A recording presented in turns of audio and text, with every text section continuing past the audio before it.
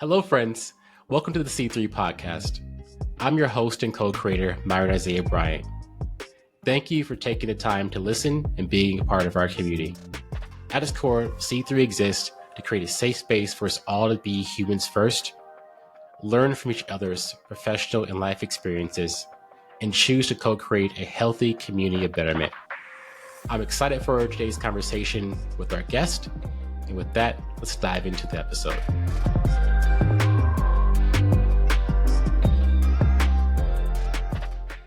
Welcome everyone to C3 Podcast with Myron Bryant. I'm excited today to connect with one of my longest mentors, Mike Felix. And this has been a long overdue episode and long overdue conversation for us here.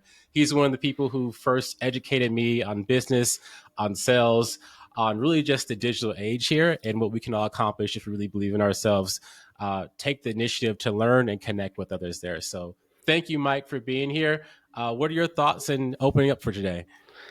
Well, first and foremost, thank you for having me. Definitely an honor to be a part of this new growing platform. So it's an honor, man, and I'm excited to to chop it up with you. I'm excited to see your growth. So just as my opening, I love talking about a few things: sales, tech, and business development. I love seeing things grow. And for anybody that's been following trends in tech, I mean, everything is about growth now. So excited to jump into some different topics that can sort of align with what can help out your audience, so. Yeah. And, you mentioned everything that I'm passionate about there, right? From sales, tech, business development, growth. And, that's one of the things I think we first connected on when we met all the way back in the UCF, University of Central Florida in Orlando days. It's just the amount of growth that you were showing and continue to show there, right? Graduating from engineering perspective and then hopping into this digital sales era before it was cool at the time, right? It was just you and Gary Vee at the time, I think, that I actually followed. You, Gary Vee, and Tim Ferriss is my college career, if I'm being honest. So it was just you three guys doing this new thing. And now it's very much so different and everyone's kind of doing it. And so much to learn from you there. In terms of just who you are as a person, we'll obviously get into just the unique experiences that you've had in your professional career and what you do there. But we try to humanize everyone that comes on to this podcast. Who is Mike Felix as a person there? So Mike Felix, first and foremost, is a father. So I have two sons, a 2-year-old and a 7-year-old. So they're the reason for the grayish color here. I am engaged, so I do have a fiance. She is not in tech, but she's in the legal field. So I get the opportunity to learn a thing or two about winning arguments with her. And outside of just immediate family, I'm still here in Orlando. Been here ever since 2003. Yeah. Some other roles that I play: I am a sales engineer for a marketing automation software company, and I also have my own consulting business as well. So, and I'm also the co-founder of a nonprofit organization, which you are also a co-founder of, called Black Orlando Tech, and they're doing some amazing things still to this day here in the Central Florida area. So, again, just cool stuff aligned with tech growth and community. So, yeah. Yeah, no, I've been immediately impacted by just the things that you're doing in the community there. And then obviously those things will actually come up in today's stories there as well. And as you talk about some of those things from a value perspective there, right? What has been your path, right? I kind of hit on it a little bit of, hey, graduating from UCF, engineering, then kind of diving into this digital sales world. At a high level, what does that look like from the path perspective? So I think ever since I got up to Orlando, I've been in search of self. And I think many of us are like trying to figure out like where we're going to be. And we're trying to predict and respond. And we're being reactive and proactive at the same time. I think I chose my career path for the wrong reasons initially. And then I changed for the wrong reasons. And then I started to grow in a direction for the wrong reason. And it was only until I started to kind of look at who I was impacting, and that's what kind of Yeah. changed my perspective on what direction I should take with my work and my career and what values I align myself with. So everything that I do now, it's very I try to be as selfless as possible. You know, I try to think like, well, who am I impacting with the work that I'm doing? And it's totally changed like what decisions I make and what projects I take on. So before it was always like, what title did I hold? And that's kind of what Yeah. dictated my journey. But then now it's more so like what am I investing into creating change for who? And that's what's aligning me with certain projects. That's what's bringing me into or putting me at certain tables that I wasn't at before. So so I think just journey wise, before it was just from position to position, project to project, and now Yeah. it's more, I would say it's more impact driven. So and a lot of stuff is just coming to me now because I think I'm giving out that energy that I do want to impact as much as possible. So that's how I'll address that question. That was the best way you could answer it, though. Okay. Literally the absolute best way you could answer that. Because, I mean, again, we talk about why we started this podcast is to make things human. So you can Yeah. definitely answer that with titles and what you do. But the word self-actualization is, I think, something that is more human than anything, right? Yeah. So you've experienced that. You can talk more about the titles you had along the way. But I think what resonates with myself and with many others is this process of I'm doing this to get to know myself better, Right. and my titles reflect that in a positive way. Right. Right. Right. And it, I mean, just how you feel when you are doing work matters, you know. So Yeah, I'm just noticing the conversations I'm having and the type of problems I'm solving. Like it's very different than, I mean, just this morning, I got on a Zoom call with a new, I would call them a new creator. Like he's yeah, just getting into web development and doing marketing and stuff like that. And I'm seeing myself in him like from 10 years ago.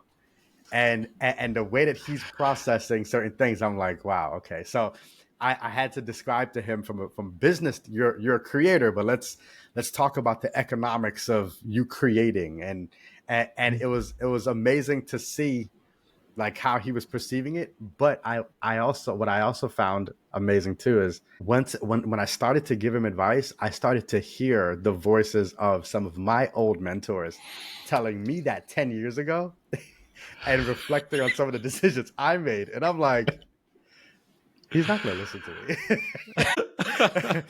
He's not going to listen to me unless I build a relationship with him and I start to, yeah, and I put on my calendar, I'm checking in with him next Friday to make sure that he actually processed what we, because that's one thing that I don't think I really got. And so, yeah.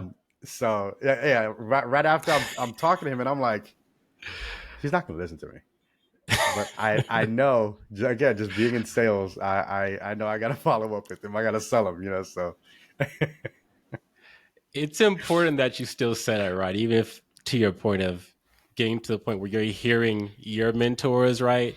One, it's important that you have it and you have it in your toolkit because it's going to come back up. And that might guy, make a guy or girl may be on a podcast 10 years from now and be like, I remember Mike said, but I didn't listen. But then he followed up and I did. And then how cool is that, right? In exactly what we started off with, this journey of self-actualization that we're all on, that you see yourself now becoming a mentor and reflecting what your mentors once said to you. That is as amazing a right, position as it can be. right.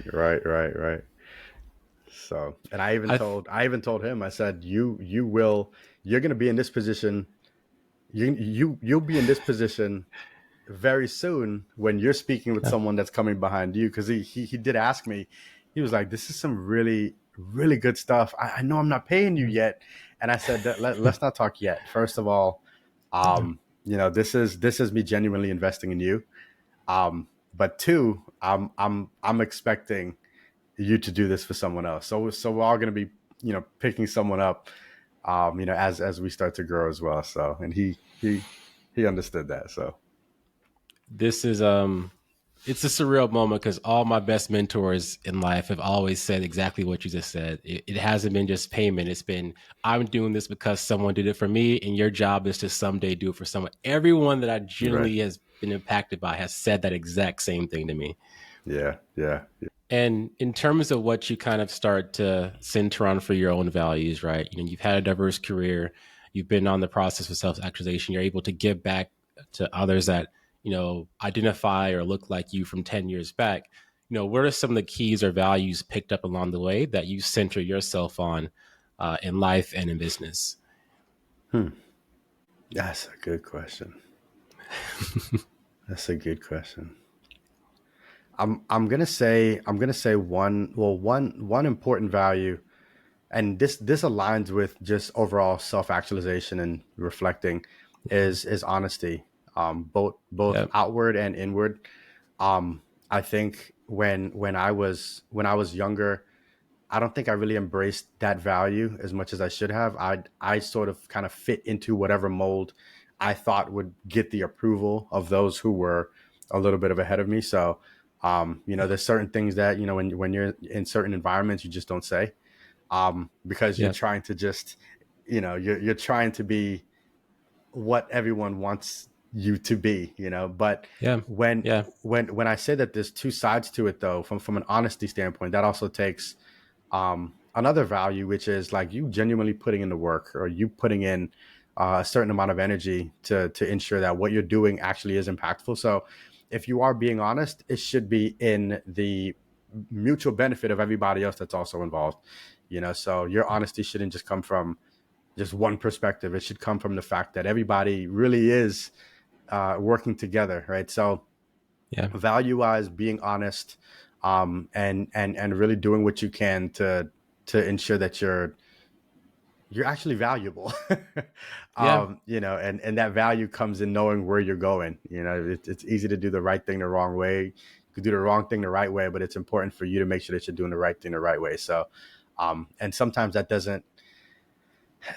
Sometimes you really, again, you have to put in the work to figure that out. Yeah. So honesty, integrity, just, I don't like calling it hard work, but I like to say it's just smart work, Yeah. like impactful work. So that you can again be valuable from a personal standpoint, professional standpoint, and just overall, everybody around you understands what you bring to the table, and what the hell is even on it. So um that's how I would address that question. I love it. You know, I identify that honesty in the clarity aspect, right? Of, hey, how clear can I get on myself? That's honestly, that's self actualization, right? How clear can I get about the people I'm in relationships with, personally or business, right? And what we're trying to accomplish, co create connection, all those different things together. Um, it's interesting that we say honesty, right? Because again, going back to one of the books you first, shared with me was Daniel Pink's "To Sell Is Human." The perception of sales is the opposite of honesty, and that's come up on different episodes here, right? Of, Yeah. it's, hey, all salespeople do is manipulate people to buy something they don't want to do that's not going to help them, and not only is that not true, right? But a great salesperson, a good salesperson is never going to do that. You have to be incredibly honest, incredibly trustworthy, and spend your time solving those problems that people want to solve there. But Right. I'm curious of how that honesty value, that integrity value shows up for you on a day-to-day basis as you're doing sales, as you're actually coaching some of your clients as well. So you're right. You're right in that most people's perception on sales is that that whoever is doing the selling is not being very honest. Yeah. Um, and in order for you to be more honest, I think it's important to make sure you solve the typical problems that would typically drive people to be dishonest. So Yeah. whenever, like, before someone enters into, like, let's say, a sales conversation, I see sales as an exchange. It's an exchange. So my role here is to really understand what you value, both on the side that you're currently on and on the other side of a solution, right? So if Yeah. you are in a better place on the other side of a solution, then it's my role to paint that picture for you so that the cost of the solution you're excited about. You're Yeah. excited about that investment. It's not a cost for you. It's an investment. Now, there are cases where you have a salesperson who has a limited number of opportunities to show Mm-hmm. people or paint that picture for a prospect. So they sometimes fall into a selfish mode. They need to their intention is to solve their problem, which is they need to get paid or they need their commission. They need to hit their quota. They're gonna be doing a QBR and they better not look bad in their QB. So like there's Mm-hmm. things going through their head Mm-hmm. as this big deal is in front of them. So when it comes to how I address those type of situations so that I could lean in on honesty, I like to focus on that element that would typically make someone dishonest. If I could identify where in a pipeline there may be a bottleneck, that would help me be able to know that, hey, you know what, if this prospect that I'm speaking to, if I'm not the right solution for them, I'm able and I can afford to be 100% honest with them, and I have the Yeah. desire to be 100% honest with them, because I know that there are other opportunities on the table that my solution is a best fit for them. So Yeah. I've had a lot of prospects for my own business. I'm like, hey, I'll be honest, I really don't think that I'm a good fit. Um, but I think this individual or this software would be a better fit. And Yeah. they send me a bunch of referrals. So it's cool because like I being honest uncovers a ton of other opportunities. But at the same time, the reason why I don't feel the pressure of honesty that most salespeople may feel is because I'm trying to make sure that there's no bottlenecks to make this opportunity seem like it's like I'm limited by them. Yeah. Um, so if anybody is listening that isn't sales, it's key to start to pay attention to what might cause you to think, well, man, I won't have much to drink tomorrow. So I need to drink as much as I can today. Well, no, you can. It's okay. Just throw that bottle out. Figure out how to gather more resources so that you can be as honest as possible with your prospects and those who you want to impact. Yeah. I think that's so important, right?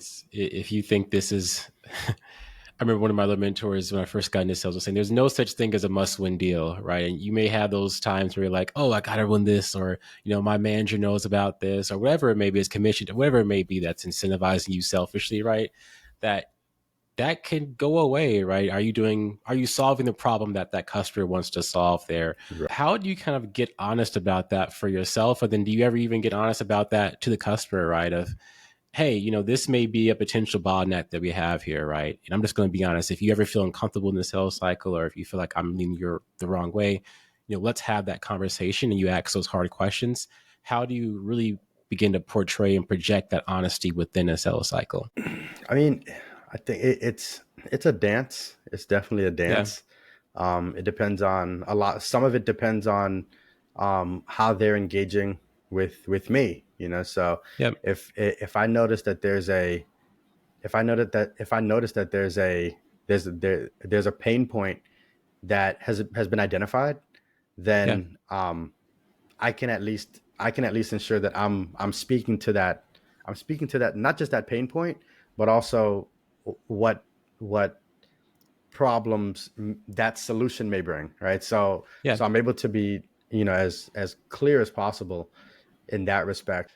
So you've had a very diverse, path, right? From engineering and entrepreneurship, Right. sales, coaching, leadership, and community building. And going back to Daniel Pink's The Sale is Human, that you don't always have to have a sales title or any type of title, right? To be able to pick up these tools and values that make you to be successful. So you mentioned things such as honesty and the Right. self-actualization process. The best Mike you can be, the best Myron I can be, bleeds through into every area of our life there. So what are maybe some of the unconventional things that you've learned in your path that provide value to just your sales, just your coaching, that you have on a day-to-day basis. So from an unconventional standpoint, well, this may be conventional. I don't know, but I've realized that the way, and this is a quote too, like the way you do anything is the way you do everything. And I noticed that like just in my journey, in my experiences, I'm noticing that like there are these little habits, these little things that I may do in one area of my life, and I'm noticing parallels in others. And Mm. it could start from the littlest things. It could start from just leaving, like when I get home, I take my socks off and I leave it there, and then I'm seeing, okay, uh, I'm noticing that I do the same thing with my files on my desktop, and then, okay, I'm noticing that I'm doing the same thing with my notes within my CRM. Okay, I'm noticing, and so when it comes to unconventional things, I'm focusing a lot more on little things that I know can accumulate, and Yeah. I'm sort of magnifying it as much as possible so that I could avoid it across the board, because somehow little habits bleed into other areas of your life and your career. So that's one thing. Another, I would say, unconventional thing that I do is I like to, and this is something that I've sort of picked up over the years. Like if I'm in an organization, or if I'm speaking to a client, or I like to understand the economics of everything. Hmm. I like to understand the economics of my own time. I like to understand the economics of someone else's time. I like to know, like, hey, like I'm having a discussion with a doctor here, and like, let's say I'm talking to a doctor for an hour. In my head, I'm like, this doctor just gave me $200, $300, and it's weird because it's weird. It's a weird, unconventional way of looking at things. But the reason why I like doing it is because I don't like I like to ensure that when people understand trade-offs and exchanges, Yep. their time is one of those things. I think we tend to overlook our own time. So because within my business, I'm speaking with startup founders, and I'm talking with like aspiring entrepreneurs, new early stage entrepreneurs. Like, I'll hear certain things like, yeah, I've been working on this for 3 months. And then I'll ask questions like, well, how much would it have been if you just bought it? And they're like, oh man, too much, expensive. And I'm like, well, tell me what's expensive. Oh, that would have cost me $10,000. And I'm like, what? But your time was worth 40. So like, it's a little unconventional thing that I do that I think helps me with creating these perspectives or these angles that help me with communicating certain economic trade-offs, especially in sales. So I hope I hit the target with that one, No, because those you are some really did. unconventional things that I do. It's weird. It's so important, right? And it's not talked about enough. Excuse me, there. One, you talked about just the value that everything in life is connected, right? That you can't show up here one way and show up there one way and expect them not to come to a hand Yeah. and rub at some point. It's going to happen. And that's just so important. I know last year I did sales coaching as well. And that was one of the first things my mentor through that program mentioned is, hey, you show up as Myron, period. Like, not as Myron at work, not as Myron outside of work. And then even as you talked about the value of time, that's the second biggest thing we start to learn is like, hey, how can we make sure that we're mindful of our time, mindful of the time of everyone's around us? And we begin to quantify that, right? The exact same example you gave me, right? I was like, hey, do you want to cut your grass and spend spend four Right. or 5 hours on a Saturday and struggle yourself and be mad? Or do you just pay someone to do it in like 30 minutes? And it's like, it's going to be more, right? On money Right. side. But if you start to, equate for the money of your time, it's easily less, easily. And So it's there's so important. Yeah, and that's what helps with identifying whether or not there's an opportunity cost Yeah. to thinking one Yeah. way versus another. Like, so yeah, again, like, it's a weird, unconventional Yeah. way of thinking, but it's I'm noticing that it's well, you know what? And that's the reason why I started this off by saying I don't know how unconventional it is, because I'm noticing, like what I consider to be unconventional is nothing more than maturing in my entrepreneurial acumen, so, and 5 years ago, unconventional. Now, Yeah. also, that's how entrepreneurs think or should think, so that's how salespeople should think, leaders should think, so it's non-conventional, but I think it's more just maturing and and Yeah. and growing as a professional. So I couldn't agree more. I think one, sales entrepreneurs, people really should think about that, because what that does on a human aspect is shows you value people's time, right? If nothing else, it shows I am cognizant that you're giving me this time that is so limited. We can put a number on it based off of how much our day job is, but frankly, everyone's time is invaluable, and I'm hmm just being cognizant of that. And then I think the next layer of that is, again, self actualization, as you mentioned there, right? Of like, it's interesting to see that this is something that people that we respect and our mentors are starting to talk about more and more there. As we talk right. about the mentorship aspect, we talked a little bit about Black Orlando Tech and just how active you are in the Orlando community and community building and building that community and making sure you're doing that in a very intentional manner. What are some of the tools or lessons you've learned while building community? Because I think you do it just about as good as anyone else I've met here. Tools in community building. So I just got a message. I just got a message to be on a panel Yeah, on the latter half of March. I forgot the exact date, but the panel is all about building equitable relationships. yeah, And I think from a community building standpoint, I think it's necessary to build relationships, but at the same time also build platforms. So yeah, so community building, I think has a number of elements to it. I forgot the name of the book, but I know there are three elements to form community. There's the eaters, the yeah, feeders, and the leaders, and like everything creates a platform. And when you think about a platform, like not only can, if you're on the platform, you could see more, but at the same time, more can see you. yeah, So I like to look at what roles are required to create the platform and who it's serving, and I think that really helps with the whole building community thing. I can choose, like I chose like Black businesses to lean into, and I started to look at, well, what are they asking for? How many am I engaging with? Who do they admire? Who are they looking up to? What do they look up to? And I started to, where are their disconnects?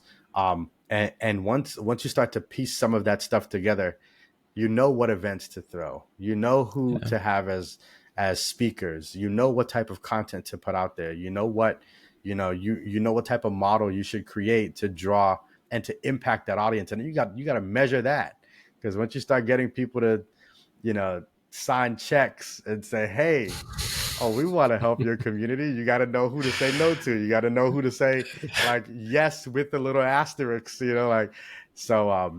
So community building is all about, I think, connecting all of those puzzle pieces and just making sure that the picture it's painting, people are smiling in it. yeah. And one thing that you said that stood out is how much you listen when building community, right? hmm Hey, what if I'm building this community? What are people struggling with? What are their needs? If there's a disconnect, how do I create that bridge, right? Um, and again, this is just a human sales thing. In sales, it's called discovery.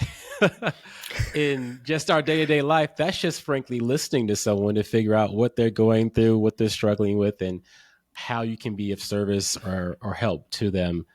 Right. And that's something that a lot of people struggle with, right? Whether it be through sales or life, right? People keep saying, hey, one of the biggest things that new salespeople struggle with is discovery. In layman's terms and day to day terms, that's, hey, people struggle with active listening. So they're not separate. It's the exact same thing. Right. Um, how do you really think about that, right? When you're really trying to tune in to what someone's saying, listen intently, make sure that you're hearing not just what they're saying, but what they're conveying. Right. What are some of the tools you use for some of those moments? Yes. It's a good question. I instead, outside of tools, I think Yeah. it's making sure that you're creating an environment for you to be Yeah. free to listen. I know in sales, and this happens across sales organizations, salespeople are getting, there's pressure.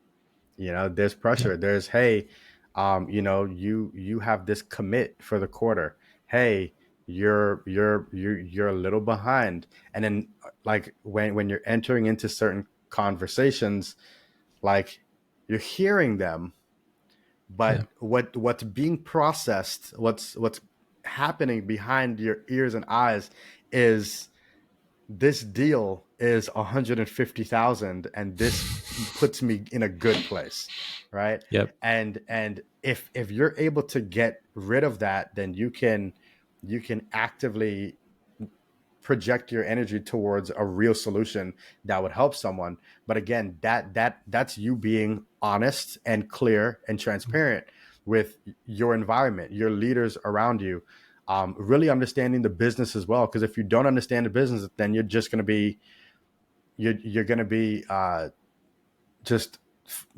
kind of following scripts, and it won't be active listening. I saw a tweet the other day, and it said, if you want to be a good salesperson, learn the script. If you want to be a masterful salesperson, understand why the script works. And Mhm. that takes into perspective, like, what should be communicated both ways in order to ensure that this is a mutually favorable conversation happening. But if you can get rid of that pressure, sometimes that can free you to have a good, effective conversation, and actively listening to them, even if it takes a couple meetings, a Yeah. couple opportunities, so that they feel heard. So Yeah. I'd say there's many ways to say what we're trying to do here on the podcast. I think that's a beautiful way to say exactly that, is that getting away from these tactics and these technical terms and just making it more human, and what's behind the script is one way to say what we're trying to do. And I appreciate that. And even more so, I'd love if Daniel or somebody, maybe Mike, you write the book on the psychology of sales. It's not to sell to your customer, but what happens on those calls when what you just said, right? Hey, you just said you're 150K behind your commit. What happens after that for salespeople, and what's the positive response to that versus, oh my God, I gotta go get this, because everyone has been there. That's the psychology we really need help with. There's 1,000 manipulation books. That's why we have the myths we have. But how do you control what happens here when you hear that? right. That's I the mean, book we need. but that's why over over time, like, you can tell, a lot of times you can tell when you're speaking with a more seasoned salesperson. Yeah. They'll get onto a call, and they'll disarm you, like, hey, Yep. we're having this discussion. I'll be honest, I don't even know if we're going to be a good fit, but this conversation is for us to explore whether or not it's going to be beneficial to work together. And then they'll lean into, like, hey, I'm excited about A, B, and C. What excites you? And they'll start to ask some questions, versus a less experienced salesperson. You're like, yeah, so why did you fill out that demo request form? It's like, what? Because they want to get Because that's right into, like, where are we at, so yeah, you could definitely tell. But again, the more seasoned person is less concerned about um those pressures. yeah. But I think age also gets in there too, because there's the more responsible you are with, like, I believe that everything has a lagging, like, there's lagging indicators to everything. So Yeah. your bank Yeah. account is a lagging indicator to your relationship with money. Your relationships is a lagging indicator to how you communicate and respond to friendships and love and stuff like this. Your credit score is a lagging indicator to your ability to be trusted with other people's money. So, like, there's always these lagging indicators. And I think that like newer salespeople again, like they're feeling that pressure because they're just starting a Yeah. family. They may not have been handed down a house from their parent. Like they're just starting Yeah. life. So there's all this stuff that has to be invested in. So they're like, I got to get this right, Yeah. and so it leads them to take sales roles out of context versus it Yeah. being you helping people. It's like, I got to sell. And that's, I think good salespeople understand it's not about selling. Yep. So yeah. It's all about helping. It's all about problem solving, and that's as human as you can make anyone's job, because everyone's job is solving some problem or helping someone, right? You're right. You mentioned, I think in like a question or two ago, listening, and that's the question I've been asking a couple of our guests here as well. Is it's such a skill, it's such a important thing that we all do and get better at. But in today's just life, right? There's so many things competing for our attention and priorities and time, right? How how often do we feel listened to anymore? Just on a human level, right? Just taking sales aside of that. Like, when was the last time Mike actually genuinely felt listened to, and what created that space for you to feel that? That's a good question. It's a really good question. It's so good that I was in therapy and I didn't feel listened to. I had a well, we're in premarital Yeah. counseling, and yeah, like when was the last time I felt listened to? Man, I'm gonna have to get back to you on that one because Yeah. outside of me trying to get all deep in, I listen to myself. I cannot think of. I mean, of course, there are some people that you can engage with, and you know that they're listening because Yeah. there's nothing for them to lose or to gain. But I'm thinking about someone who has something to lose or gain that has listened to me, and I'm outside of my partner, of course. Yeah. But there's something to lose or gain there, right? So Yeah. yeah, I don't know, man. I don't know. And again, that's very telling of like our society today, and just overall relationships and the challenges of maturing. Yeah. Yeah, I can't answer that question, man. It's a, it's an important question that came naturally on some of these episodes, and I've been reflecting on it myself. And again, I've been going to therapy for 6 or 7 years now, and the joke I made with a guest, it was not recorded at the time, but everything we're trying to model our professional kind of life off of is things we've learned from our therapist. Like the degree of listening that a therapist can have and hopefully does have if they're a good therapist is probably the best you'll get. Yeah, Right? They're not, plus or minus one way, or they're just generally there to hear what you got to say and try to figure out a solution with you. And there's not too many places like that, especially online, and the priorities and culture we have here and all the follows and likes. It's something I've been asking. I hope that people start to ask and provide solutions to, as well. We can all provide the solution for one another ultimately, right? yeah, yeah. And I mean, and just with therapists, I mean, outside of just, and I don't think that I don't believe, or I don't think that it all comes from formal training. I Yeah. think a lot of it comes from this this state that they have to put themselves into Mm-hmm. that requires them to disconnect from this very like objective like subjectivity. Is it subject? Yes, Yeah. Yeah. this connection with, because I could just imagine how much weight would be on a therapist that would care to, like, if you're if you're an empath and you're a therapist and you're like, oh my gosh, what are you going through, and that's all day, you'll burn out. But I think Yeah. some of these therapists, I think they can because they see it so much. It's like a like a police officer seeing bodies. Like after a Yeah. while, you see a body and you're just like, who's gonna come clean this up? Like Yeah. it's not like, oh my god, is that Desensitized. a, like, they're sort of desensitized. And I don't want to say a therapist is desensitized, but I think that they're able to kind of sit back and have a less biased vantage point because they can they can disconnect, just Yeah.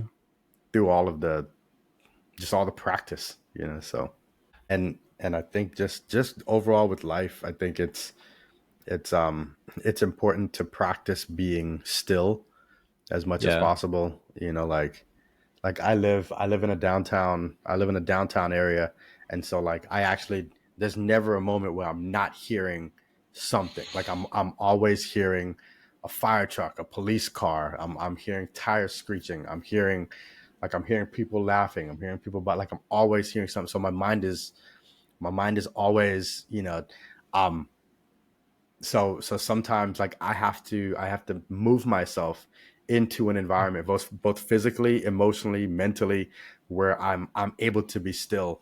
So that does involve my phone being on D&D the majority of the time. That does involve, my Slack not having notifications active. It does involve me being able to have control over my mind, so that if I am somewhere, I'm there. Like if Yep.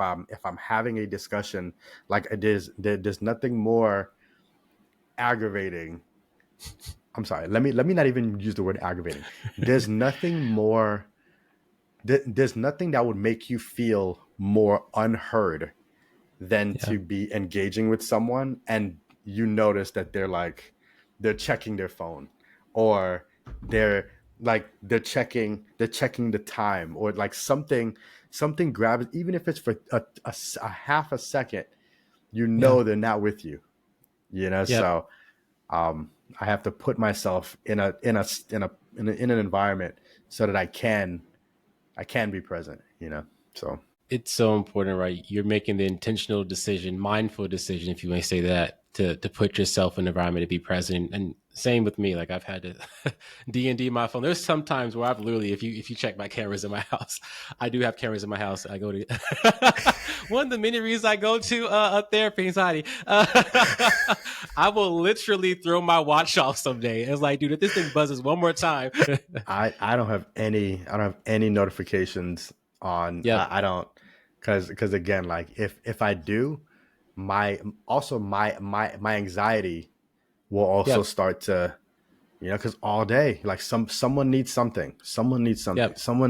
And you mentioned Tim Ferriss earlier today. Like when you read some of his stuff, like you'll notice, like he even mentions in some of his books, he's like, hey, like you could be treating everything as priority, but if you were to just leave that email there, by the time you probably get to it, the problem's solved by someone else that you delegated or that you even had responsible for solving those problems. So, and I'm noticing that's true. So it's true. And I'll make this connection. We talked a little bit about the selfishness of newer salespeople, of any salesperson who can kind of reach that state, right? Because they feel like they have to close the deal. One of the best things I heard from a salesperson who was a vet when I first got into the career path was that qualification was his biggest tool to really be successful. And you just said, hey, if I leave this email there, if I leave this problem there, it'll solve itself. That's the answer. Even in life and in sales, like if you're responding to things that will just work out, right? If you're looking at a deal as like, hey, I have to close this, but if you're really honest with yourself, they'll probably be all right with it. Are you Right. allowing yourself to spend time on the things that really need your priority versus are you actually spending time on the things that just, it'll work out. Whether I put my hands on a responder or not, it'll work out. Yeah. And I that's mean, maturity. That's maturity. that's maturity, and it's also you going from being busy to productive. Like you, there will be a point where you're like, you know what? I can sit here and just look busy, or I have this really important meeting that is happening in the next hour, and I'm not in the mental state to be able to. I'm not in Yeah. in the state I need to be. So you know what? Instead of looking busy for the next hour, I'm gonna go for a walk. And Yep. that may be the most productive walk you ever have, because the outcome of that meeting may be more important than your response to these emails that could be responded to next Thursday. Yeah, well, not next Thursday, but you know what I mean, like later. Yeah. So, Yeah. um, it's So this is all right. So this is also a personal thing. This is a personal thing. Me and my fiance, we we bicker a lot about this, right? So one role that I had as an intern when I was in school, I was working in production engineering, and I remember having to write these manufacturing process plans for these electro optical assemblies, and like everything had to be in an order, everything had to be sequential, like there was a cost to everything, right? So Mhm. when I look at doing certain tasks, or when I see certain things that have to be done, the way that my mind works, like I know, well, you know what, I'm not gonna start the meat yet, because the meat's gonna take 3 minutes. I'm gonna start boiling the water, and I'm creating a freaking I'm creating a timeline to these little projects in my head.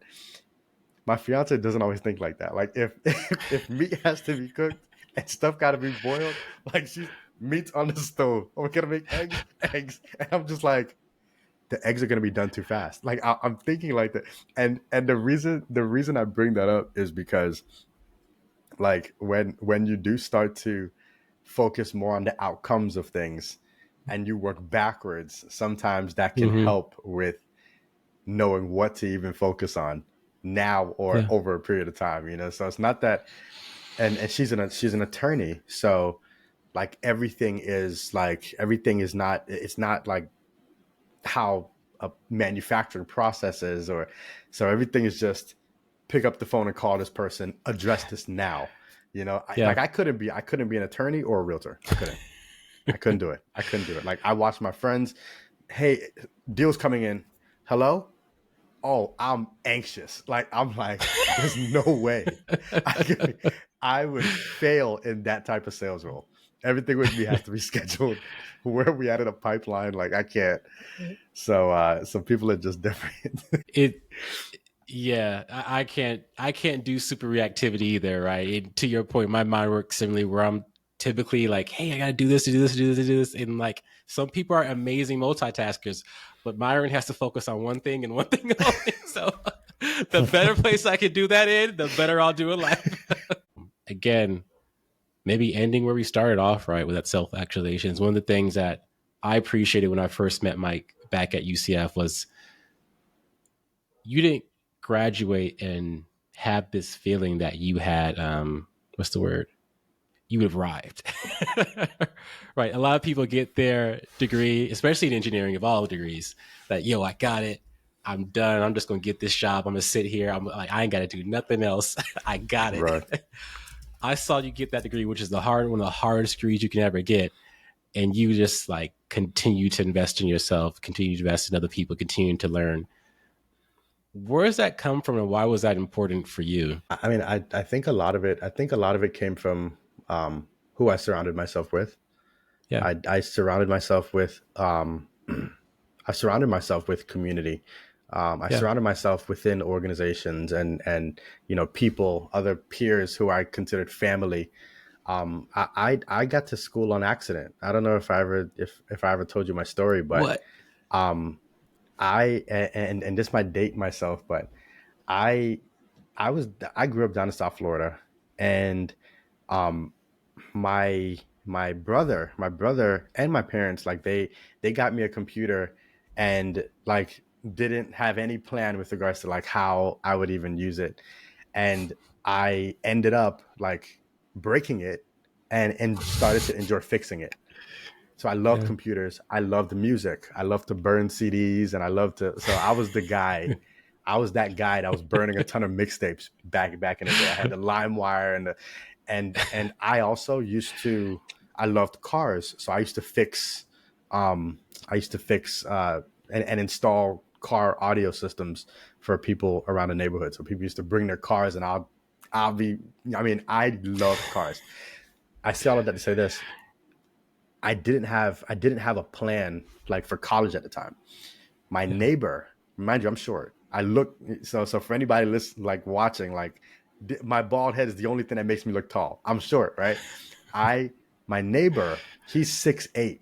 He was 6'8" at the time, so he hit me up and he was like, "Hey, can you take me to this college fair because I want to play ball?"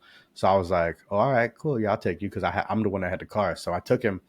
and this was down in Miami-Dade Community College. We're walking around, and this guy comes up to me, and he goes, "Hey, what, are you here for the fair?" And I was like, I mean, yeah, I brought my friend. And he was like, "Oh, well, what do you like to do?" And I was like, "Well, cars and computers and music." And he was like, "Have you ever considered engineering?" At the time, I've never met an engineer. I didn't know what an engineer was. It was so bad. I told the guy, "I'm not interested in driving trains." I thought engineers drove trains. So he laughed and he said, "Come here now." Older black dude. And Yeah. he had me fill out this Yeah. application. Long story short, a couple weeks later, maybe a couple months, I got a letter to participate in a program at UCF, and my mom said, "Hey, are you interested?" And I was like, "Whatever." That's what brought me to UCF. When I got to UCF, I got embraced by organizations like NESB, and Yep. that's what kept me in. And I was like, well, if this can impact me like this, what role do I need to play to help impact someone else? So my own self-development came from just like seeing how one little seed can turn into, a certain level of success. And I don't say I'm a big success, but I at least made it somewhere. And I like to impact others because I see what others have done for me. Um, so all of that to say that like my journey was kind of weird, but I appreciate getting there, and a lot of that, just who I surrounded myself with, it continued to lead me in a route of just ongoing self development, wanting to be better, wanting to impact more. So if I'm gonna give more, I gotta be more. So As long as we've known each other, I've never heard that story, but it's an amazing story. I'm happy that you shared it because it's so powerful, right? It's what we started with, right? Of not just self actualization, but you now being maybe that that guy on that campus was like, you could be a, you could be something else. You can do digital sales, right? And then we'll skip the C3 conversations, those questions this episode, because a question I've been wanting to ask, and I think this is the perfect time to ask, is how important is community, right?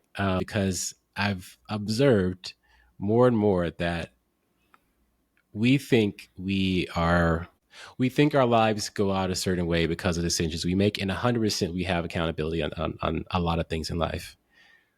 But being in the right place, being surrounded by the right people, automatically opens up options to you that you either didn't even know about, i.e., being on that campus and having someone introduce you to engineer, or gives you just this layer of, for lack of a better word, a wave, right? That pushes you towards something that you don't even know yet. yeah. And I think about that a lot of how do you create community that can be a positive impact for people, even if they don't even know what's out there for them yet. So I'm gonna go back for a second, right? So Yeah. when you think of self-actualization and just the term, a lot of people may not be aware that it's within this hierarchy called Maslow's pyramid of needs, and it's at the Yep. top. And there's other elements of that pyramid, which is like belonging, safety, security, self-esteem. And the reason why all of that's important is because you get a lot of that from community. Yep. So Yep. self-actualization is at the top, and then you have these other tiers: esteem, belonging, love, safety, security, and then physiological needs. And when you have a community around you, you get that support so that you are able to be comfortable in your self-actualization. So I think community is extremely important. That's the reason why when you have communities, that's the reason why you have like groups, like peer groups, when you get together. It's the reason why you have events. It's the reason why you have awards. That's the Yeah. reason why you have support teams and groups. That's the reason why. So you have organization, you have community, so that you could hit those different elements of that hierarchy, so that when you're at the top of your hierarchy, like you're able to say like I feel supported, I feel Yeah. good, I have my Yeah. community. So you can actualize, because otherwise Yeah. you got to worry about the whole thing. You got to worry about your own esteem. You got to worry about your Yeah. own safety. And how much more do you have to actualize if you're worrying about every element of your pyramid? It's so I can't. I can speak on community for a long time. It's very important. It's very important, especially if you're looking to, um, you know, come into this world, and we're all gonna eventually exit this world. But like we will get to the point where we're saying, hey, am I leaving this place better? And a lot of times your community is going to validate that you're on the right track, you're doing the right thing. So There's no better way to end it with that. The last questions I always ask or say is one, thank you, Mike, for coming on, sharing your journey, your experience, your wisdom, your path. I've been able to benefit from it for over a decade now, and I'm happy we're able to share it with many others. oh man, thank you, And man. because you've shared so much, what can we give to give back to you, right? What can we do as an ask from Mike? Oh man, no, I don't need anything. I just love to share. I love to share my story. And actually, you know what? There is something that all of the listeners can give me. Yeah. It's in really, like we spoke about active listening earlier today, and there were some references to books. There were some references to certain concepts and certain things, life wise, professional, personal. It's important not to just listen and just sit. It's important to listen, respond, and engage. So Yeah. so any platform that this is broadcasted through, it's important to ask questions, ask for support, find a mentor, hold yourself accountable, work backwards on things, find the space that gives you the breath to think and be present. Start to look at whether or not there's little micro habits or habits that's bleeding into certain areas of your life. Like there's like certain things that we discussed on this, like Yep. reflect so that I mean, most I can't tell you how many people I've spoke to within the past couple of weeks, and I asked them, what was your New Year's resolution again? Just to be funny, and they're like, oh man, I don't know. Like, and the reason why is because we're so like all over the place. I if I could ask anything from everybody listening, it's to really take like the information that's coming out of this platform seriously, and to put it into practice. So because you're investing a lot of energy, Myron, to put all this together. So thank you. So this is just amazing, man. So that's my ask for people to take a lot of these gems seriously. Thank you, Mike. I couldn't put it any better. It's don't just listen, reflect, practice, and reflect again, and keep practicing and keep the loop going, and kind of Yeah. just goes from there. Yes. Thank you, Yes. Mike. Yes. I appreciate you, what I can say on this Thank you. podcast, Thank and you. thank you for those for listening. That'll be it for this episode. Wait, friend, before you move on, take the time to gift yourself the sea of clarity or community. With so many pools for our time and attention today, one of the best gifts we can gift ourselves is a moment to simply breathe and be present, to gently process our experiences, emotions, and thoughts with grace and non judgment. To do this, take the next 2 remaining minutes of today's episode to practice simply paying attention to yourself, or maybe gift yourself and or others community by connecting with us online. You can thank today's guest, share your experience and lessons, or connect with others as well. To do this, go to the website c3.community or our C3 Community LinkedIn page, or of course, our YouTube channel. As always, friend, thank you for listening in and for choosing to be a part of our community. We hope you take a few precious moments for yourself. See you soon.